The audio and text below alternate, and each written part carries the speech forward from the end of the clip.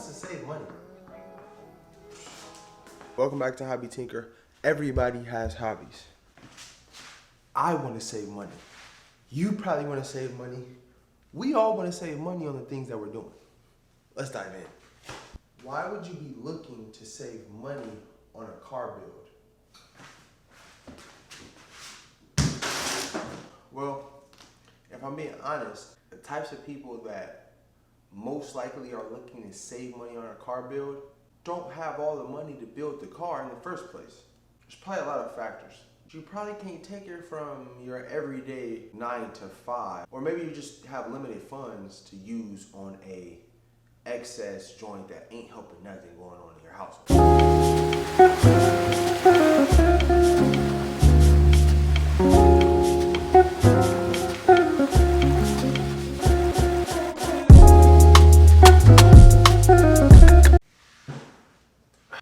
Let me ask you some questions.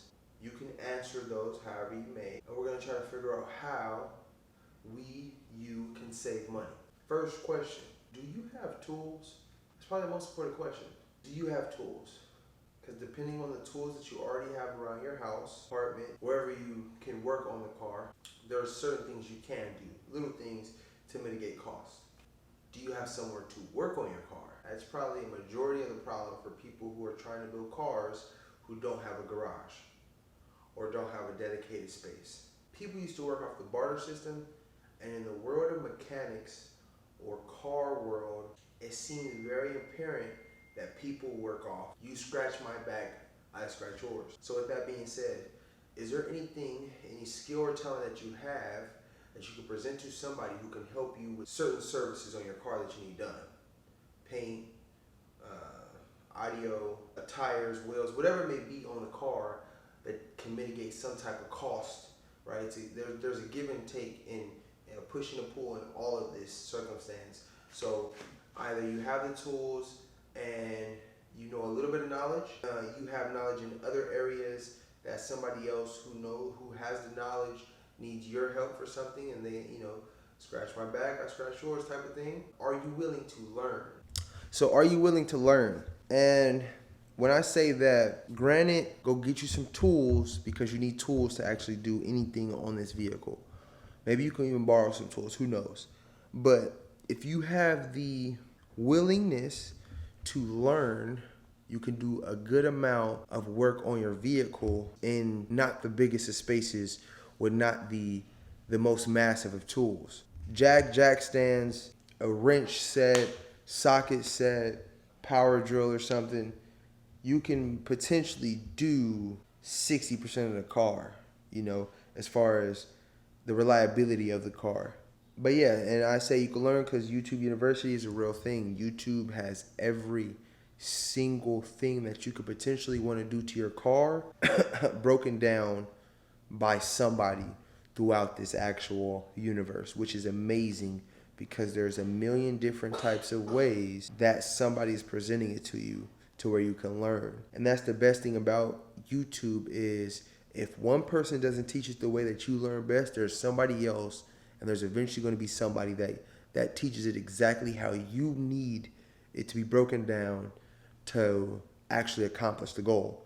So that's why when I say if you have the willingness to learn and the patience and the time frame to actually be able to take your time, you can do a lot of the build yourself, which labor is probably the most expensive thing because it ranges. Shops labors go from 80, 160, 200 plus sometimes depending on the vehicle. Definitely want to look into trying to learn as much as you can, even if it's simple stuff like brakes or what's something simple? Putting in your stereo, taking out the battery, taking off the tires, stuff like that. Just because you can mitigate costs in so many different ways, even if you have to outsource a lot of things. Like even if you take things apart and take things in pieces, like that alone could potentially save somebody else labor time, which saves you labor costs. So it's a magnitude of ways to start saving money. What people don't think about, you can salvage some of the pieces that you're not going to use on your build and sell them because somebody else is looking for something that you have. One man's trash is another man's treasure, or woman's. We're not sexist over here. What you are getting rid of, somebody can need. And that is a barter system as well. Trading is a real thing. So trading parts for parts, or selling parts to get you income, which means you don't have to take it from somewhere else and spend it on your vehicle, on your build. Okay, all these phone calls, can't get nothing done around here. I think a big part of your cost, if it's just a point where you're not mechanically savvy, which is okay, you need to understand how time works. If you're on a tight time frame, you spend more money every single time because you're rushing to get things done, impulse, not researching, not trying to find the best deals, and people are most likely paying a premium for time, the cost of shortened time spans.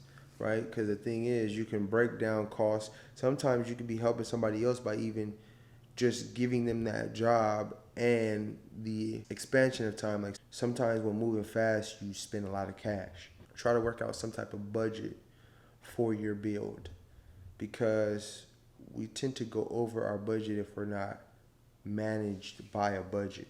And we should understand costs, because people get over on people who don't understand what they're doing as well.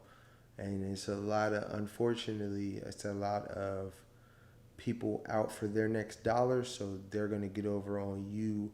They don't care about returning customers or doing good business. They just want to make the most money in the quickest amount of time themselves.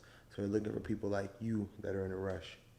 So time is definitely, like, if you have time to get the build done, then take the time. Don't rush now. How well can you source parts? If you don't know that with the car, you don't necessarily need brand new parts to present a good car, then you'll spend the most money possible. You don't have to get original parts for a car, but you can. There's recycle centers that have cars that you're building and have pieces that you can buy at very reasonable prices, almost like a Goodwill at, for cars. You can buy something like a door panel for $30, brand new costs a couple $100.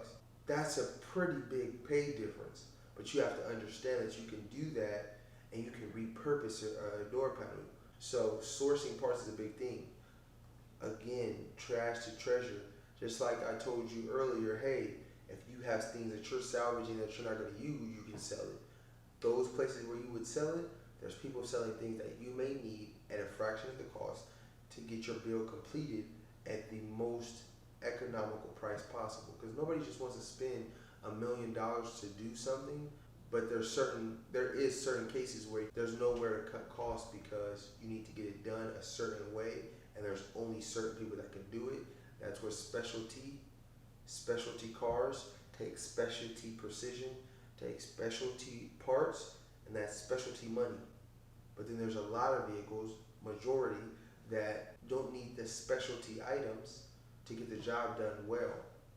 And that's where we at. That's where majority of us is at. That's where I'm at personally. That in a nutshell is how you save money on your build. That's how I plan on saving. I plan on saving by doing as much of the work myself. There's a way to save money, and if you're willing to take the time out to look for those ways, you can save money, because I plan on saving money. Anyways, thank you for watching. Don't forget to like, comment, and subscribe. And again, this is HobbyTinker. Everybody has hobbies. Go save you some money.